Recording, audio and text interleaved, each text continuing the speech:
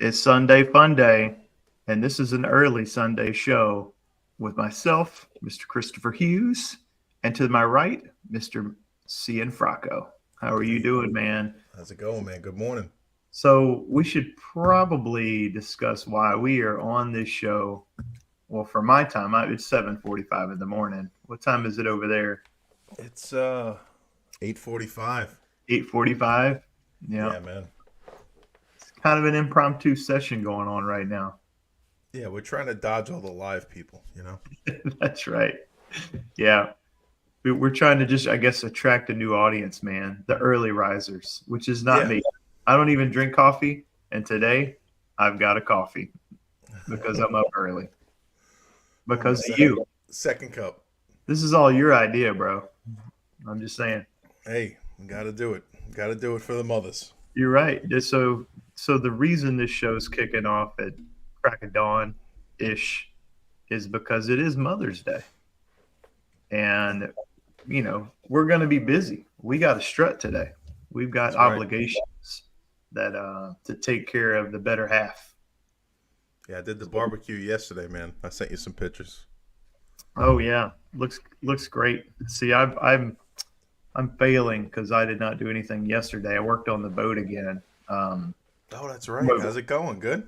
it's turning into a project, man. I thought that one section the floors become delaminated. Okay. Knew I was going to have to deal with that, and I thought it was going to be a section roughly about um, maybe 8 inches in a circle, right? Because that's the part I Yeah. could was a little just delaminated. So I took my skill saw, put it on just deep enough to like cut through the fiberglass and not cut into the wood, but just scratch the wood. Mm-hmm. Cut that section out, and it just got worse and worse as I kept having to cut. So now I've got about a 3 foot section by 1 foot wide that I have Oh, to yeah. That's repair. Yeah, no, dude, that's Yeah, that's called boatitis. yeah. So Once you got like, oh yeah, I'll just sand this down, and then you sand in the whole boat. That's welcome to that's boating. It's funny you say that. It's exactly how it went. So the stringers that run up and down the boat, right? Yeah, The buddy.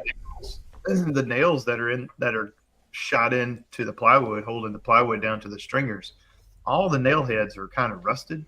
But what's weird is the nails are rusted. The wood's solid because I've cut enough sections out to know that the wood's in good shape still, which Yeah. is weird to me how that's happening. But I went in and bought number 8 Phillips head tapered stainless steel screws, Oh, and nice. being I was sanding everything, I sanded that section out. I went ahead and sanded all the little pinpricks from those nails that from imagine the boats hitting the Yep. water. Those nails pinpricked all the gel coat. So I sanded the gel coat down everywhere, Uh and huh. everywhere there was a nail that pricked the gel coat, I would go an inch past it and run a stainless steel screw into Oh, the plywood, nice. the stringer, and it's helped a lot because there's a few spots on the floor where you hear, like as you walk. I don't hear any of that anymore. It feels super Nice. solid. So So, now, so that was like 3 weeks, right? no, I did all that in a day. So Oh, okay. Yeah. I mean, that's boating, no, man. rest of the day. I say this for houses, right? If you don't like somebody, buy them a house. But if you really hate somebody, you buy them a boat. Yeah. Yeah, It's like go to your enemy's house. You're like, oh, I got this boat for free. yeah, you want this It just boat? it just needs a little fiberglass fix right here, and then Yeah. it's 3 feet. I mean, you give it like a weekend, you'll be back on the river with it. Guarantee Yeah, that. dude, I love getting out on the water. Don't get me wrong, man, but it's Yeah. just funny. It's hilarious how it happens. One little spot. It reminds me of a story. My father bought a boat. He used to live on the bay in Long Island, and he would go clamming. And he bought a boat, and he's riding, and then like, I think they got up to like Plain, right? And all of a sudden, I think he tells me a story. It's like he looks at his buddy, and then just look. So What happened was the guy he built the boat out of nails. He didn't use screws. So the whole bottom of the boat just came out. I went, "Roo." uh, I well, here's the reason I'm fixing up this boat, dude. To be honest with you, Yeah. I want my kids to have knowledge of tools, materials, applications. Yeah, And my dad did a lot of this with me that's and cool. when I was young. And so like I had a lot of experience in how to roll up an extension cord properly, what's a Yep. Phillips head screwdriver, what's the difference between stainless, why would I want to use stainless Right. or something else. And so like every time I got to go to Home Depot and get something, I make sure I drag the kids with me. I Cool. explain to them what we're buying, why we're buying it. Every day we finish working on the boat, they have to roll up the extension cords, right? They have to do it all because they need to know. And we've Yeah. been doing that, and I'm like roll up the cords. And the first time they rolled them up, it was just like, what are you doing? It's just and you forget those little things, right? And so I show them how I do it, and so they're doing it, and they're getting good at it. And I want them to, let's just say they go to college and they become white collar workers. That's fine. I got no beef with that. But I want them to be able to go home and fix stuff that's broken in their house. That's what I want for my kids. That's what I feel I can contribute to them, from my knowledge. Yeah. And they'll be better off for it. So absolutely. I totally agree. I mean, you could be a white collar guy and be like, hey, I would just want to fix this in my house instead of waiting 2 weeks for a guy, right? Yeah. And if they go into trade, let's just say they do go into the HVAC trade, which let's be honest, man, I feel like if I were to pour my knowledge into my two boys and they become like building science pros / HVAC pros, bro, what a dynamite team them two kids. So I was trying to tell my son, and I was trying to my little one's like 7, so I'm like, hey, come on, you can fix air conditioners for me. I mean, no, I'm gonna be an artist.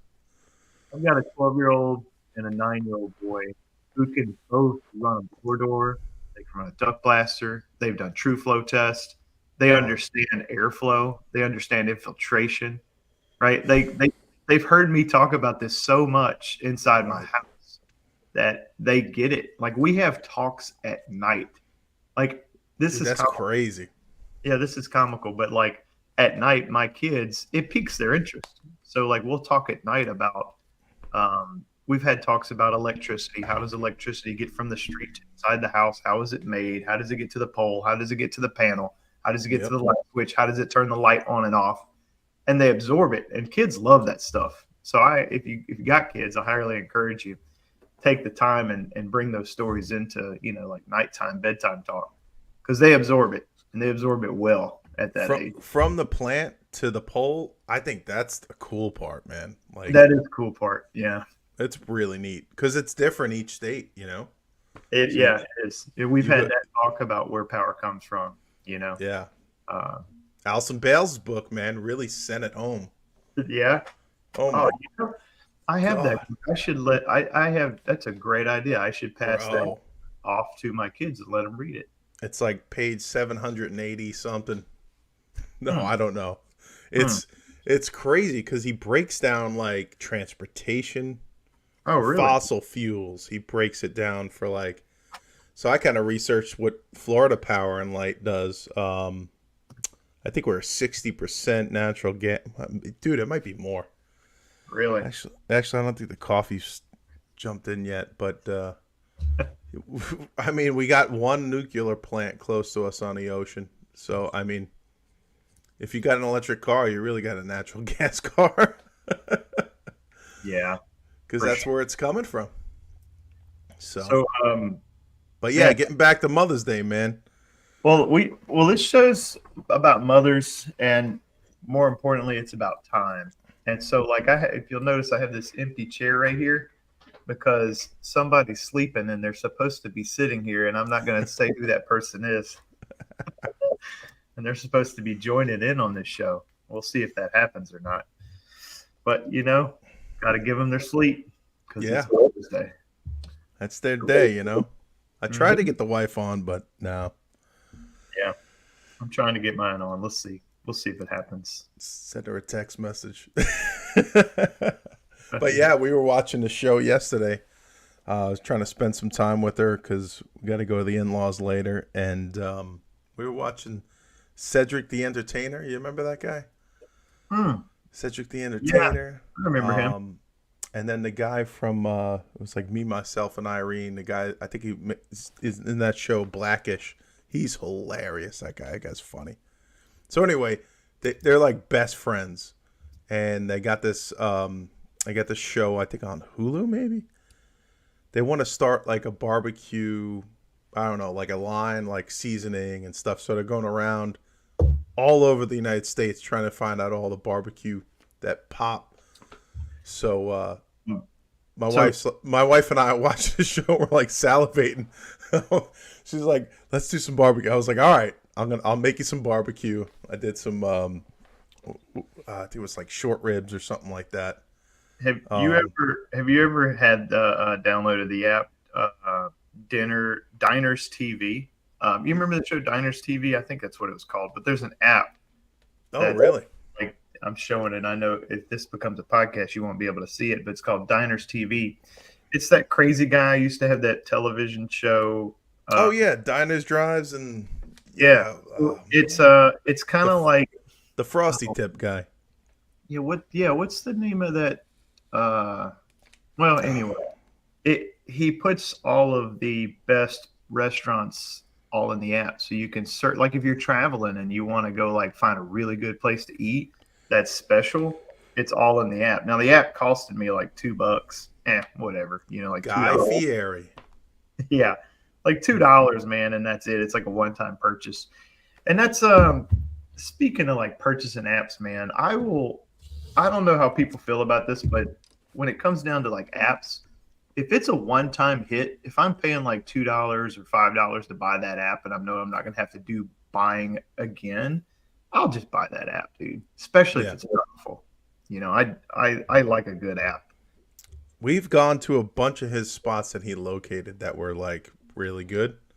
Mm-hmm. I think we went to one of his restaurants down in the Keys. It's so funny because the people have like his picture. It's all like faded out. He was there like 10 years ago, and like, try this. But it's been pretty good. Yeah. We went down to one to Isle Morada. We went to one, I think maybe up towards here. He's been all over, dude. That guy gets so much hate. I don't understand it. He's like the nicest guy. He's like, what's that one band that everybody hates on? Nickelback. Oh yeah. And why? I never understood that. I like Nickelback, but I don't know, man. I don't know. One of their songs I can't stand, but golly, they're good, but it's bizarre, dude. It's like it's one of those enigmas. It's like almost like why everybody hates Goodman. I don't know. Oh, I know why that is. And we're really running off on some tangents, but I dig it. So let's have the Goodman. We're not in our normal setting. Usually I'm sitting here, it's 8:00 at night, I got my drink. Thoughts, we've made notes, but we have not done that this show. But I want to talk about this Goodman thing for a minute. Why did Goodman get such a bad rap across the HVAC industry with technicians? And it's simple, really. It's because every time you sell a system, that system could be shopped online, and it was the easiest one to find online. And there it was, sticker price. And the sticker price was very close to the technician's wholesale price. And so that makes it difficult to build in your margin on the equipment sale. Yeah. And in the early 2000s, man, they had a little bit of a problem with the coils. Well, there was a time. Yeah. Come on now. There was a time. I'm not going to argue with that. There was definitely a time where I remember we were losing coils, but let's be honest, they weren't the only brand with that problem. At the time, they were shining. They were shining real good. Well, but now, dude, okay, let's say you took a 2005 Goodman coil and compared it to today. Oh, it's just regular. Yeah. All right. I don't want to get like our show canceled over brand bashing, and I don't call this bashing. I call this reality. But like at that time, I would say this was probably 2008, 2009. I remember I was kind of like dealing with a lot of ream equipment, and I was losing a lot of ream coils. I actually switched brands over it. It was so bad. I had just had enough, and I hated to because the people I were buying from, my local distributor, I really liked them. Yeah. They were good people, but we were getting our butts handed to us. And I was like, all right, enough is enough. Yeah. And I ended up switching to Armstrong equipment over that move. And I didn't even know what Armstrong was, but I knew the people who were slinging the equipment, and it was a good switch for me because I knew I would get the contractor support from the distribution level. Okay. Um, Wow. I think that's something that a lot of people take for granted, Yeah. is the distribution support you can get. Um, for example, if you work with a good distributor, I mean, they'll deliver equipment to your job. That is a huge time That's big. saving. That's big, man. And some companies also pay a little labor if it's within the first year. You know, they kick you back some labor. That helps. If man, the value in having a distributor, like this whole like buying online and getting it shipped to you for equipment, I just think people like if you're getting a deal, you must be getting a hell of a deal to want to do that. And the reason I say that is if you work with a good distributor, and a really good distributor will make moves like this. They will have their organization delivering equipment to your job. That's huge. Yeah. And then you break it down immediately. If you break your stuff down because you know they're on a time limit and you're on a time limit, you break it down and all the pallets and everything that the equipment came on, you just shuck it right back in their truck, and they take it back to the shop when they go back and burn it or whatever they do to get rid of it. Those little things that we don't think about are such a time savings to contractors in the field. That is huge contribution from a distributor to a contractor. So if you're a distributor out there and you listen to the show and you're wondering, what do contractors want? Maybe they don't value this heavily, but some will. Some will value this greatly. But delivering equipment, taking some of that stuff that's not easy to get rid of, especially for people who don't have a big shop when they go home and they bring small shop, like a very small company. Yeah, absolutely, man. That's a big time saver. But hey, whoa. Happy Mother's Day. Look at what we got here. So if you have if you're watching the show, this is my wife, Jana. Jana, say hey to the world. Hello, everybody. Well, nobody's here. Well, I'm sorry. There's two people here. Oh. So that's the camera woman in the TEC videos. Come on now. That's right. Yeah, that's right. Introduce her properly. All right. This is the nicest camera woman in Louisiana. That's right. So what a lot of people don't understand is Jana helps me build a lot of the video content that you see from TEC. I mean, a lot. She is my director of video, amateur director of video. So every time we do a video, now Jana has a job. Jana's a nurse, so she works. And then, like when I have to build a video, I build it at nighttime, typically, sometimes, or on my days off, or when she's on her day off. She works 3 days a week, 12-hour shifts. Who's Johnny Supertech used for camera? He doesn't need a camera person because he does it all on his own, from what I've heard. Yeah, he's so fast that he holds the camera like the Flash. Reached that level of expertise yet. I mean, dude masters everything. I mean, it's pure gold. He tries anything, he just wins. 2-for-1 deal. Yeah, he's his own editor, director, spot man, you name it. That's right. I can't do that. So Jana films all my video content, and it's quite hilarious. So every time I make a video, and this show's about time, so we try to make this. So if you ever wanted to know, and I don't know if all manufacturers do this, but since I stepped into the manufacturer role of having to build content for tools and things like that, I'll tell you guys how I've done it. So here's my secret sauce. I prep hard. Like when I made the heat mode video for TrueFlow, I storyboard it, right? So I take Excel, I have a huge monitor, and I literally write every word I'm going to say, and I chapter it out from introduction to, step 1, step 2, step 3, and then, an outro. And I write all of that in blocks on Excel, and I blow it up big, and I share screen to a TV. Action items, right? So And then I screen share to a TV, and I have a green screen in my office. And just for all the listeners, so you know I'm not full of it, I'm going to give you a sneak peek of what the TEC green screen room at my house looks like. You ready? So there's my green screen room Oh, right nice. there. Shared screen TV that I can roll around. So that's where all the magic happens. If you've seen a TEC video, there's my That air is conditioner, cool, man. floor doors. That's the secret sauce, dude. It all That's happens. cool. Right. So yeah, so Jana films it all, and she's become very direct. Well, and now you're using a different. It used to be where the cameras where I would have to pick which angle or whatever. Now Yeah. it's a lot less involved Yeah, we used to. for me, at least. I used to have 3 cameras. If you watch the early content, there would be.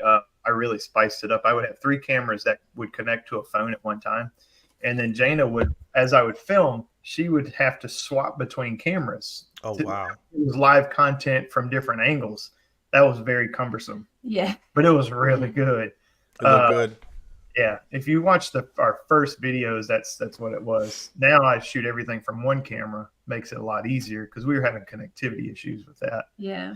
Yeah. We As should the young really- kids say, you're doing too much, bro. Right.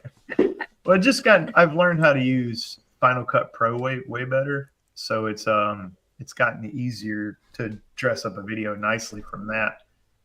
But she's a bulldog, man. And she knows we have this rule. Like if I make one mistake, shut it down. Shut it down. Yeah, there's no point in Do it over again. We're not going to do it over and over and over and wear me out. So, Bring the explosions back in. Come on, let's go, people. Let's go. Chop, chop. Yep. So if I just even remotely go stumble a word, she's like, cut, redo. She goes, I just don't like the way you said that. And I'm like, She throws a squishy doll at you. yeah, yeah. I think I just make a face and then he stops. Yeah.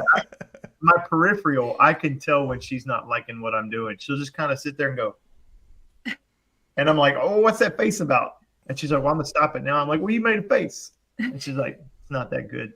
You should So do it. how is it to have an HVAC guy in the house and now a building performance Oh. content creator slash? We should get into a topic, a Q&A. You ready? Let's go.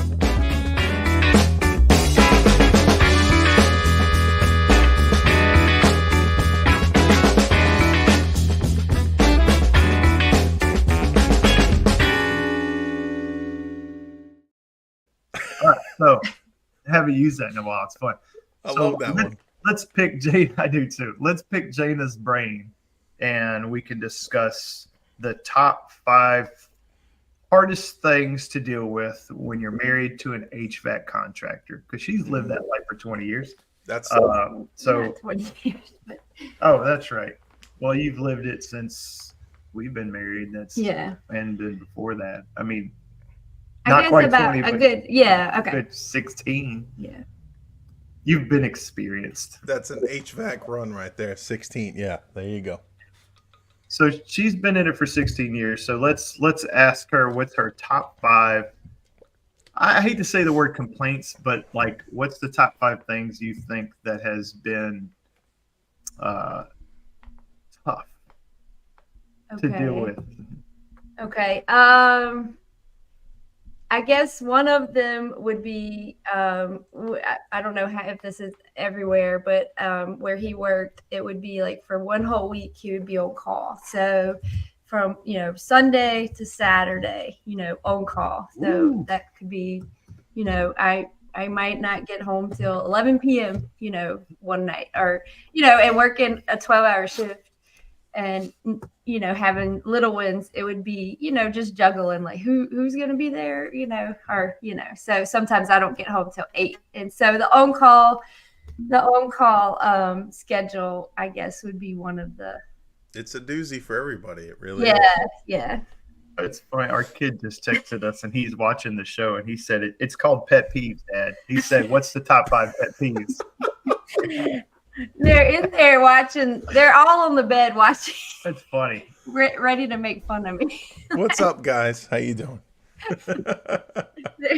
They're waiting to tell me how bad I'm done.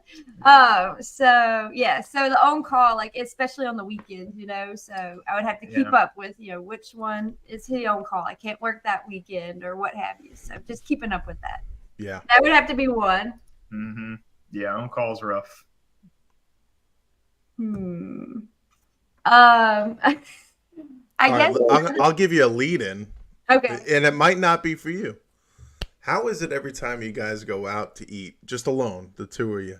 Is there any pet peeves? Or on vacation, same thing. Or on vacation, like just the two of you. Are you I'm trying to lead her in there. Yeah. No, this is a good one. Like getting a phone call or a text or something. That's exactly what I'm going. Yeah. So, or just he'll be on the phone with Dustin Cole for 2 hours. That still happens. No, it might not be a company text. It might just be a, hey, something's not going right. Can you just come by when you get a second to check it out and see what's going on? Yeah. And so then your plans change, or or it depends on who it is, I guess. But yeah. So yeah, that would happen very frequently for sure. Yeah. I'll speak for on that one. I can tell you that as my time as a contractor, I can't remember one vacation where my phone did not ring and I had to stop. And I could have avoided all that and just turned my phone off. But if I think it rings more when you're on vacation. Yeah. But I mean, and then I hate to say this, but it doesn't just waste the time when you're on vacation. Like it doesn't waste your time during the phone call. It wastes time after the phone call, because then we would talk about what was that about and what do you have to do, and then do I have to make a phone call after that to make sure it gets scheduled for later, right? Like that one phone call may take 20 minutes, but that one phone call now ate up probably 2.5 hours of our vacation time. I'm glad you brought that up. Next time I go on vacation, I'm going to make a special email, like voicemail. Oh, yeah.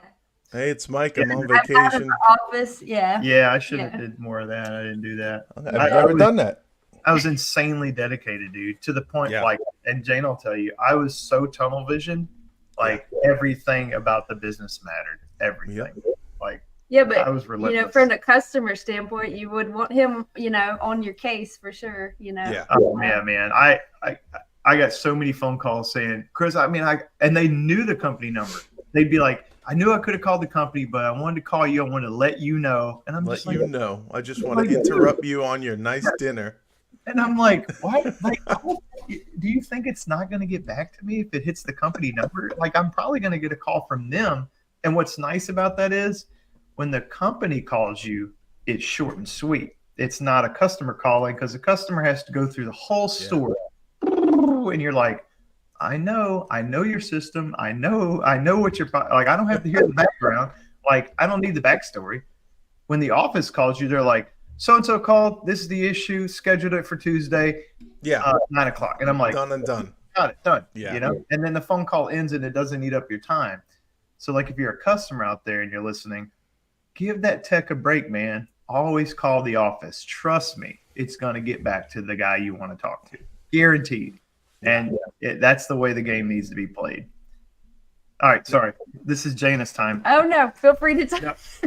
Number 3. So we got two pet peeves. The third pet peeve. I guess the third one would be maybe complaining about coworkers. Maybe. Nobody is watching. Maybe practices at the old company, right? No, like just maybe the practices of people weren't up to maybe some of the people up to his expectations. Maybe I don't know if there's. She's gonna get me in trouble. Well, I don't know what to say. Maybe I shouldn't say that. No, it's true. No, but like say someone's calling him, so-and-so system is out, and then he's giving them a quote, and then it's like, I don't know, did you test the Freon? Was it burnt? Can we use that? Or something people, they learned a lot. Huh? Like, wow. Oh yeah, there's over and over. I've told Yeah. you.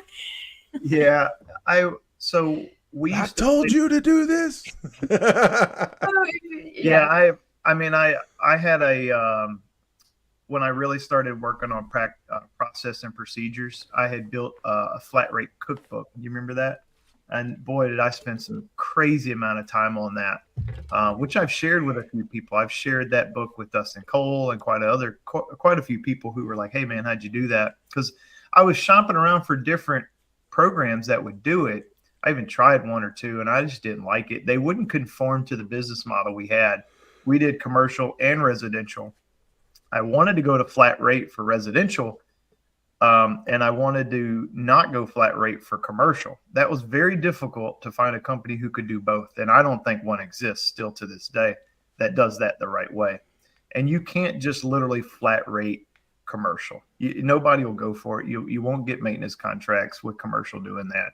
You won't get in the game playing that game. Yeah, so I agree with you, man. Flat rate for commercial. It's almost your book would be like an encyclopedia. Right. Yeah. So, but there is a hybrid model that I built out, and I'd like to think I built the first hybrid model for this, or one that I know of. And so this was the hybrid model for both commercial and residential. There would be a diagnostic fee, and for residential, that diagnostic fee was, I think it was like $95 to come out. And that was, if residentially, that's all you paid for the diagnostic. From there, we would then quote you a price, right? So that was my flat rate hybrid model for residential. Now, commercial was very similar but different. It was a $95 diagnostic, and it could continue for every hour or half hour. So it's 1 hour guaranteed, and then for every half hour, I'm billing you that continued diagnostic price until I figure out the problem. Once I figured out the problem, then I'd quote the repair. And so that's how I built a book for the company to run off of to do flat rate work, both commercial and residential. So I wasn't getting rid of time and material, but I kind of was, because in commercial work, you could diagnose a chiller and it may take you 4 hours to get to where you know everything you need to know to really put a quote together. Right. And so if I got 4 hours, and I can't give that away for $95. Yeah. You just can't. Flat rate that. So yeah. So everybody's like $1,000 diagnostic fee. Right. And so we would charge, say, 4 hours of diagnostic time commercially. But once I knew exactly what I needed to do moving forward, then I put a price to it. And everything wasn't in the book. So if it wasn't in the book, that's when we would have somebody at the office knowledgeable to do a custom quote for such a large repair. Residentially, almost everything was in the book. So there was kind of no need to call the office residentially. And that's I was really happy with that. That worked, in my opinion, worked out well. But I'll tell you, the one failure to that is integration. One thing that I learned the hard way, big time, was you could build something that's super cool that you think's the coolest flat rate cookbook that anybody's ever going to use. Right. But if you don't give your team ample time, and not only ample time, mega training to get on board, it'll fail. And yeah. So the way I tried to establish this in the company, and the only reason I think I got my way, because I had to negotiate this with the family to get it going, was we gave the whole company like 6 months to prepare, and we trained on the books like once a month for 6 months to try to bring everybody up to speed on how to use it before we rolled it out. And if I could go back, I would have did weekly trainings on it. Oh, wow. And I would have ran more and more. The guys weren't picking that up, huh? Oh, was it commercial was the issue or residential? Technicians don't want to do that stuff. Even techs want to go in the field and they want to work. Totally understand. Yeah. Totally understand. I'm geared that way. But what techs don't have to deal with is paying the bills. They don't have to deal with the back end office stuff of all the paperwork failures. They don't have to necessarily. They hear about it. They hear the complaints from the office and the office staff, and if the office staff is complaining to the boss is now complaining to the tech, and they're going to hear about it. But they really know that it's just bickering, and they're not going to get fired over it. Like, they know that. Yeah. So it kind of goes in one ear and out the other. And so they know that. And as long as they're doing quality work in the field and their paperwork's kind of shabby, they know that it's going to somewhat get swept under the rug. And so in their minds, the training on it doesn't have to be up at the highest level of interest to them, Yeah. but it should be. So Like if you that. really love HVAC, stay a technician. Don't open a company Well, or work in upper management. in today's world, if you're a really, really good technician, you're a mercenary. Okay. And you can hold a company hostage. You really can. And let me rephrase that. You cannot do that if you work for a small company that's like 3 or 5 people and the guy running the company is a very good technician. You will not hold that company hostage, because that guy who runs that company is very good. And he can definitely be like, hey, I don't have to have you. You're gone. Now, as that company grows and you get to a company that's larger, say more like, let's say you get to around 10 people and you're an ace in the field, now one person can't be everywhere. And to lose somebody who's super valuable with doing work in the field, that's a hard person to let go. Yeah. And so you can kind of hold the company hostage a little bit. Yep. And that's where it kind of, you could use your knowledge and for not good purposes, I guess you'd say. But I'm getting off track again. So another pet peeve, would it be, I'll lead you into this one, because I know this is what I do, and my wife probably doesn't like 3 this or either. 4. Oh, I this think would this be is- 4. this But would let be me 4. just say, I didn't mean to get him. It's just Chris is just such a perfectionist. I don't know. I don't mean to get him in She trouble. just You know. put it back on me. No. Well, Like, we could do some pros after this. Pros and cons. but anyway, yeah. But it's Mother's Day. We'll leave it to cons. Come on. Yeah, I worked with some dynamite people. man. Yeah, I'll he's be just a honest with you. Like, perfectionist. I had a team of guys who would go the extra mile. You know, our shutdown time would be 4. And then if we were on project work where we knew this job was quoted, like a new construction house, and we're like 20 minutes of work away from walking away from this house and not coming back tomorrow, there wasn't a guy that worked with me who would ever say, well, let's pack up and go home. We'll finish this tomorrow. Any one of those guys would be like, let's just finish this job. Yeah. Like that crew was, everybody who I've ever worked with had that attitude. And, you know, I probably never told them this, but I appreciate every one of them for that level of commitment. Hey, better late than never, you know? Yeah. All right. Okay, what's the lead in? Oh yeah, I'm pretty bad at this when I go on go out to eat with the wife. So we'll be eating dinner, right? And just shooting the shit, and then all of a sudden I'd start looking out. Oh, would you look at that? Oh, Does he do that at all? Yeah, critiquing or commenting. Look at that duck work. Oh my God, you would send this to my buddy. Okay, all right, it's not just me. it's probably worse now. Yeah, It's worse now. Yeah, yeah. 100%.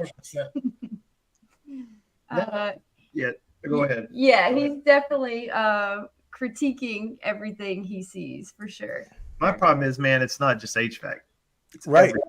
Everything. Yep. Molding not installed right. Just you name it. That Yeah. sweaty ductwork at Chipotle when you go in there, it's like with that spiral duct. I can't turn it off. Well, after being at TEC, I've learned more about like energy efficiency and the waste. And I've studied for the last couple of years the whole like 1 CFM out equals 1 CFM and the energy waste of that, which I didn't quite pay nearly that much attention to when I was a contractor, because it's like, well, I ain't paying the utility bill. You know what I mean?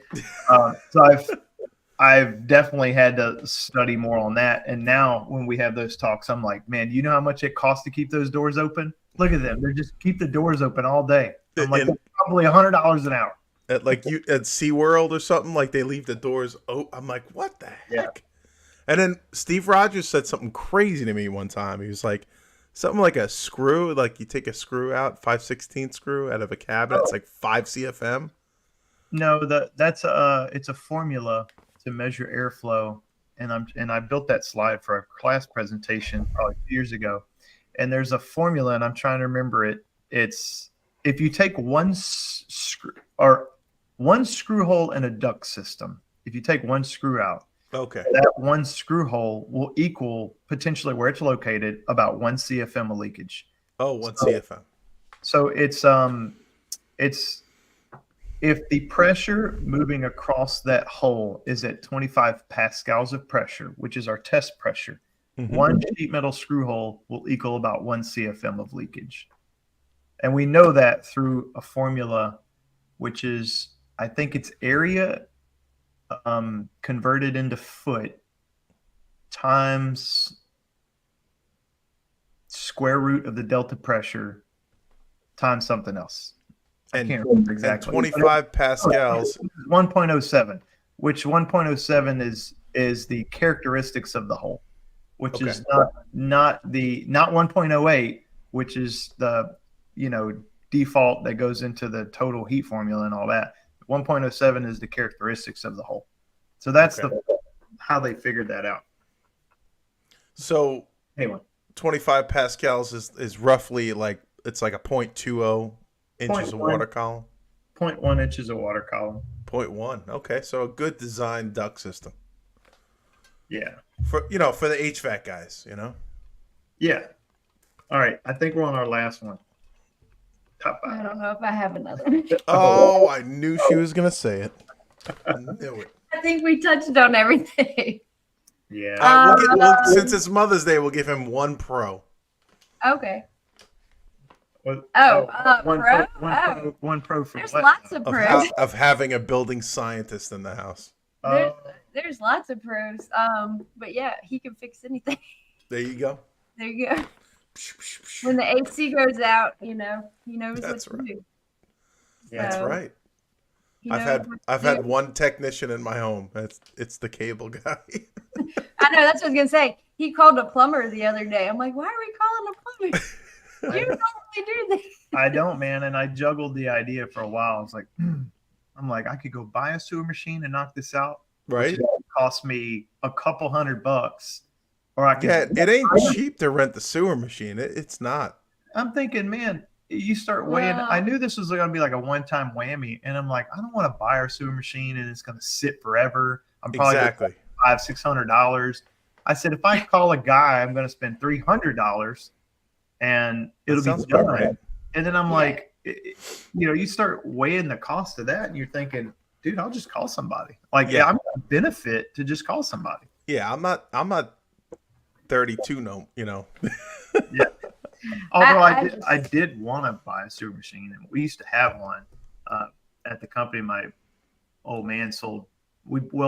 True story is we did plumbing for a while. We had a Oh, plumber. that's right. I forgot about that. I used to do some plumbing too. We had all the gear, and we did commercial plumbing. So when I say we had the gear, Oh, we had the gear. So We you had guys had jetters and stuff like that? Yeah.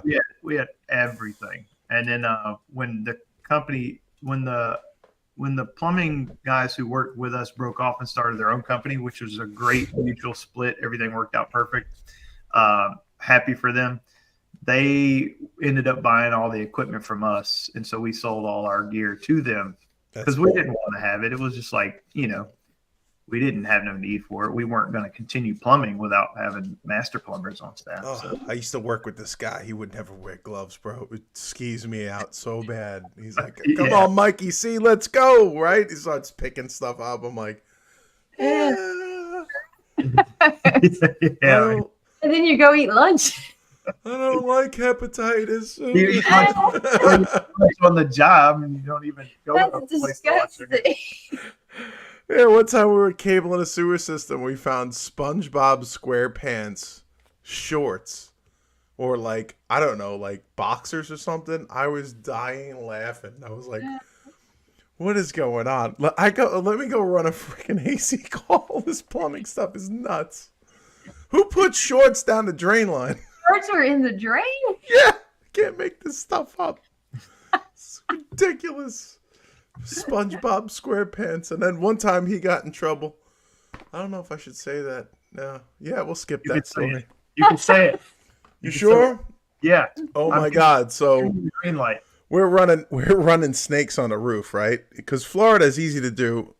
I get on the roof, run a cable, but he was on this job, Mark. Mark, shout out to you, Mark. He was so mad. The customer was so mean to him. I don't know if they even paid. He threw all the tampons on the roof and left them up there. So when you go out by the road, you'd see all of them up there. So I didn't use any of those, right? So he left. He got in so much trouble for that. There was a bunch of little white mice up there, you know. Oh, I'm gonna get in trouble for telling that story. The wife's gonna be mad at me. Yeah. But You can't throw those down the drain, kids. Nope. That'll ruin everything. Oh, it's so funny. I think he had to go back to that call and clean it up. I don't. Man, I'll tell you a plumbing story. Plumbing's nuts. Well, we're jumping off of HVAC, but I'll tell you a really, really wild plumbing story that's pretty gross. So me, and when we first started the plumbing division, I had swapped from HVAC to plumbing to work with the master plumber we had hired. And I enjoyed it, man. It was such a change of pace. And I was learning something new like every day. Right? 'Cause I hadn't done I've done DIY plumbing, but I had never done like real plumbing work. And It breaks up the monotony, right? oh my gosh, it was so much fun. Like we were, one day we'd roughen a new house and like we'd have to put everything on grade, lay all the pipe, and you learn all the rules and fundamentals on how to lay the groundwork in a house, build Christmas trees. And if you've never been in plumbing, Christmas trees is where you take copper and you go under there's no slab there yet, but you're building the copper pipe under the ground, coming up, and then you're branching off from inside the wall, which you know where the walls are because you've ran string lines, right? And you go in a wall and then you start building a Christmas tree, which is where you tee off the line and send a branch line to somewhere else. And so all of that was just so fascinating to learn how it all works. But we were doing a repair one time on a commercial building. You probably remember this. It was like on July 4th. It was like a holiday. Is this the country club? No, this No, is the one. okay. This was under the pizza joint downtown. Oh, okay. So we were. There's this really, really old building in downtown Baton Rouge. It's a high rise. The plumbing's really old, so it doesn't have all the proper clean outs everywhere, and it's like old lead pipe. And me and the master plumber go down there, and it's like 4th of July or something, some major holiday, and we're running the plumbing call at night. And we were trying to get in good with a huge property management company to have like steady service work. And so they called us on a holiday and we were like, yeah, we need to go. This is going to make a good impression.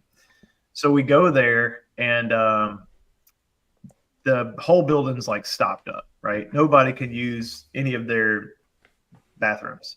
And there's a pizza joint on the first floor. And so we go down into the basement and we started, and I don't remember exactly how the master plumber figured this out, but basically the main stack going out to the street wasn't flowing. So there was a clog somewhere and there wasn't a proper clean out. But I just remember I was the apprentice at this time. That's why I don't know it very well. But the only way to unclog the drain was going to be to pull this cap off of a T. Oh, dear Jesus. When you pull this cap off the T, How many stories? Oh, it's like a 6-story building. Oh. Now, it wasn't clogged all the way 6 stories up. So, but literally, Well, how do you know? I don't remember. But I do remember being now we're down in the basement where all the mechanicals are, right? We've got, I think that building had like a very small chilled water chiller. It has its mechanical pumps, all the stuff I've worked on, but it's everything down in a mechanical plant like that. It sits on a skid. So like if you go in a mechanical room in a downtown under a building, there's a chiller, but the chiller sits on a concrete pad that's raised up 6 inches, right? Yeah. So it's not on the base floor. and all the pumps and motors sit on 6 inches of concrete. And then there's floor drains everywhere. So if there's ever water that comes down, all the mechanicals are raised up a little bit in the basement floor like that. So nothing gets wet, essentially, unless it floods real bad.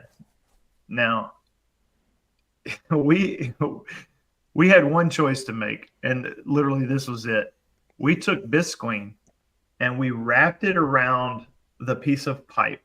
That way, when we pulled the cap, everything that come out of the sewer would go straight inside of this shower curtain we had built and go to the floor.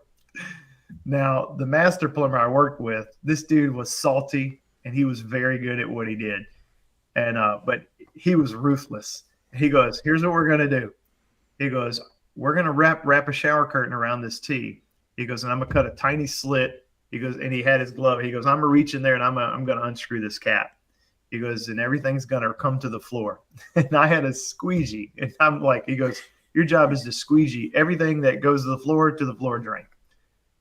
And I was like, we're really gonna do this? He goes, this is what we're gonna have to do if we're gonna fix it today. He goes, and then I'll come install a clean out tomorrow or next week or something. I said, okay. So, man, he literally unscrews this sewer cap, and he's just bleeding the sewer from the sewer cap out of the T, and it's just coming down the like shower curtain, and I'm just squeegeeing it all to the floor drain. And this went on for probably 20 minutes. It was bad. And I thought you were gonna say he got knocked back by like 5 stories of poop pressure. No. I do remember it running down his arm all the way to where it was like coming up like into his shirt. Oh, yeah, I do trickling down his shirt. Like, dude, I'm like, oh man, you got the poop juice just running down your sweaty shirt. Like, and I was just thinking, dude, I just want to like spray you down. Yeah, I think we did. I think he's in there with like a little hose right near his elbow. Just. I think we ended up that night. I think right when we were done, like he took his shirt off, we threw it away, and I just sprayed him down with like water from the makeup water line that goes to the in the world of water cooled chillers and circulating water. There's always a makeup tank, and then typically they'll install a hose bib somewhere close to it, just for for water. Is it clean water though? Yeah, it's city water. I was gonna say, I thought you meant it was like the every chill water tower water. Every chill water system is gonna have a makeup system to Gotcha. fill it up in case it runs. There's a leak or something like that. So you were hosing him down like he was. Hosing him down. Everybody keeps an extra shirt in their truck. I mean, that's normal. So. Yeah, it was absolutely the most disgusting thing I've ever done.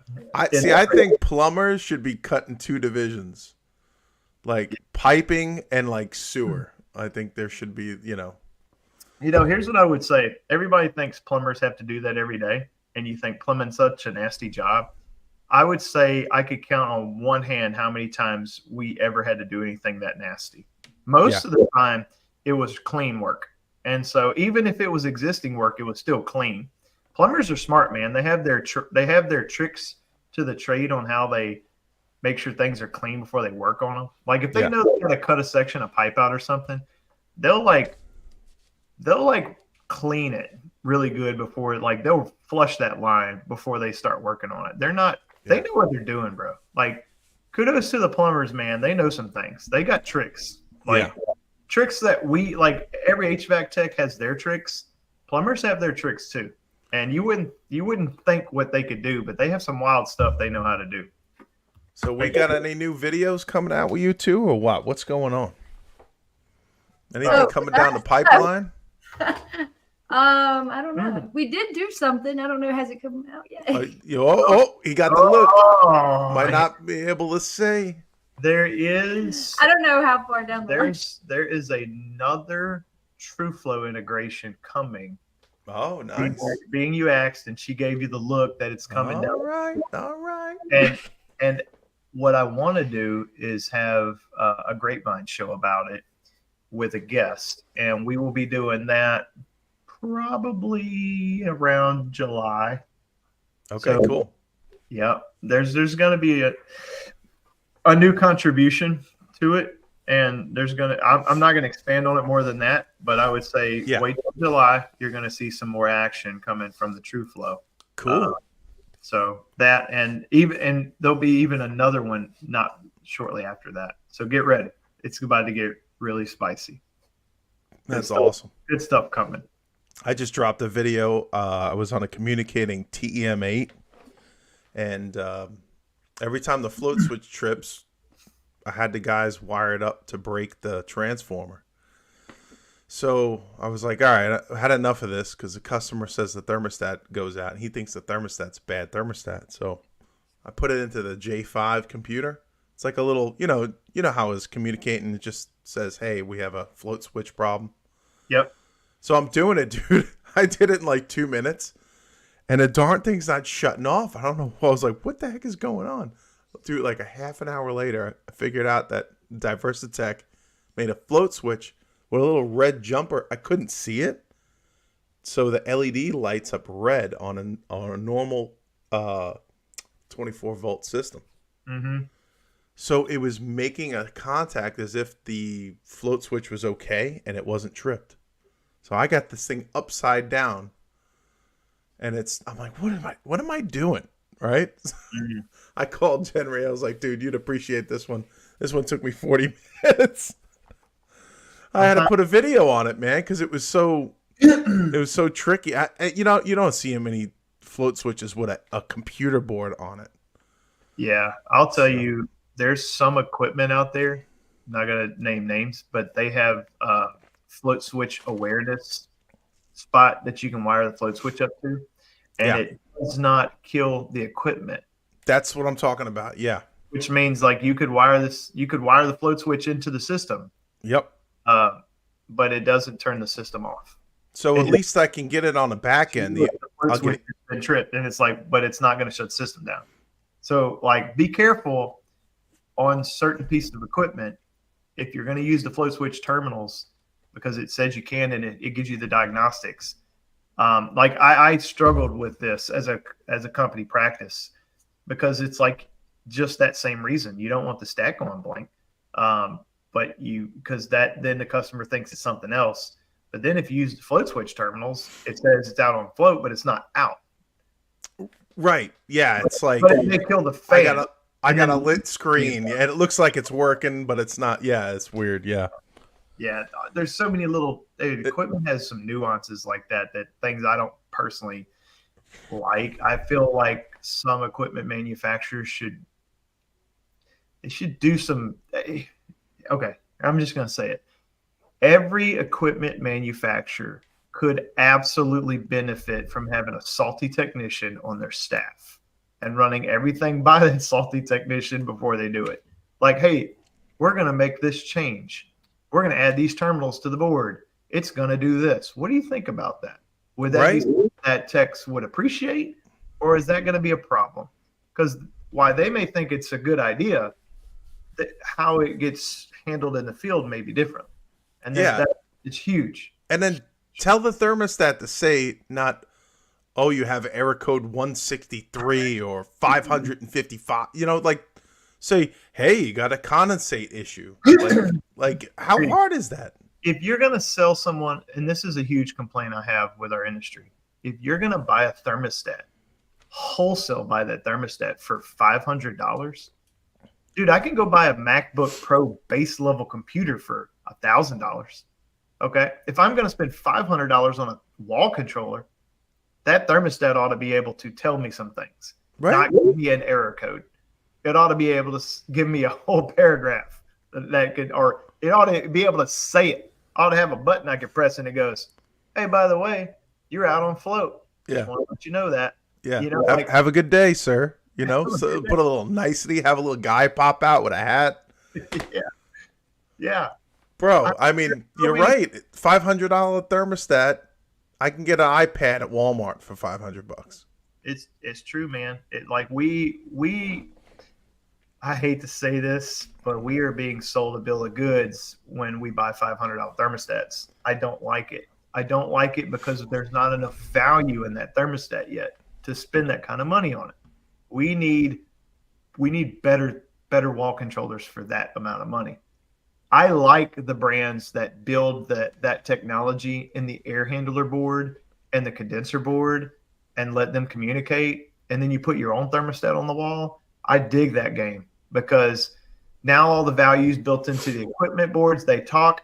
The customer can get any thermostat they want. You legacy wire to the thermostat, and the thermostat just says, let's go. And then the programming's built into the equipment, and it still does its modulation based on that. I like that because so many homeowners are all about the thermostat these days, and they either want an Ecobee or they want to keep their basic thermostat. Yeah. Or the hockey puck nest. Yeah, why are we getting away from that? I don't know. I'm gonna see how the new one trips afloat.